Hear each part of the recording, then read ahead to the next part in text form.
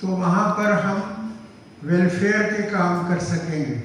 لاہور میں human rights commission of Pakistan کے زیر اہتمام پارا چنار میں جاری کشیدگی اور اس کے تاریخی تناظر پر مبنی ایک ڈاکومنٹری فلم کی نمائش کی گئی۔ اس ڈاکومنٹری میں پارا چنار کی موجودہ صورتحال، اس کے پس منظر اور اس کا ممکنہ حل پیش کیا گیا۔ تقریب میں شہریوں کی بڑی تعداد نے شرکت کی اور ڈاکومنٹری کی نمائش کے بعد سوال اور جواب کا سیشن بھی منعقد ہوا۔ ڈاکومنٹری کے ڈائریکٹر احمد شاہ نے وائس پی کے سے بات کرتے ہوئے کہا، اس ڈاکومنٹری کا مقصد عوام کو پارا چنار کے مسئلے سے آگاہ کرنا ہے، کیونکہ مین سٹریم میڈیا میں اس اہم مسئلے کو نظر انداز کیا جاتا ہے۔ کلیشز پارا چنار میں ہو رہے ہیں، پچھلے جتنے بھی دہائے سے ہو رہے ہیں، اس میں میڈیا پہ کوئی کوریج نہیں ہے۔ ہمارے نیشنل میڈیا پہ، ہمارے پرائیویٹ چینلز پہ، ایون پیپر نیوز پہ کہیں بھی آپ کو نہیں دیکھتا، پورے پاکستان کو نہیں پتہ۔ سو بینگ ان لاہور ہمیں یہ لگ رہا تھا کہ ایٹ لیسٹ جو ہمارے سرکل ہے، جو ہمارے سوچ سے اتفاق کرنے والے لوگ ہیں، ایٹ لیسٹ ان کو کچھ کلپس دکھا سکیں، کیونکہ اتنی پریپیئرڈ اور پرپز بلڈ ڈاکومنٹری تھی نہیں، آرکائیول سے ہی ہم نے وہ فوٹیج اکٹھے کر کے وہ بنائی ہے کہ لوگوں کو ایٹ لیسٹ یہ تو پتہ چلے کہ اس ریجن میں جو کہ پاکستان کا پارٹ ہے، وہ ایٹ لیسٹ یہ پتہ چل جائے کہ پچھلے اتنے سالوں سے اس میں ہو کیا رہا ہے۔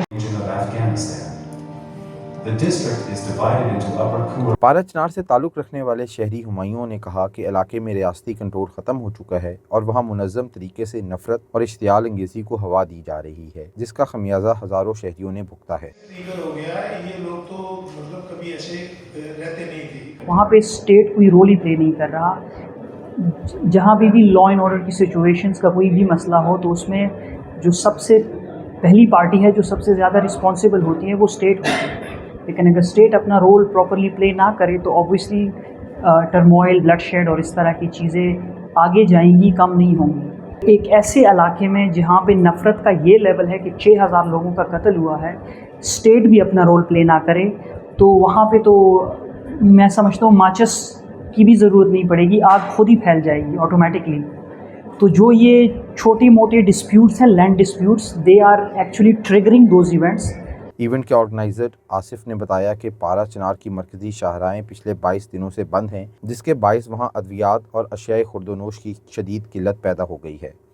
پچھلے 22 دن سے پارا چنار کی روڈ بند ہے کسی بھی ترسیل کے لیے۔ اس میں وہاں کے لوگوں کو میڈیسنس کی کمی ہے، ایجوکیشنل انسٹیٹیوٹس بالکل بند ہیں کیونکہ وہاں پہ فیول نہیں ہے، پھر راشن ہے لوگوں کے لیے، اس میں سارا کچھ جو ہے نا ختم ہو گیا ہوا ہے۔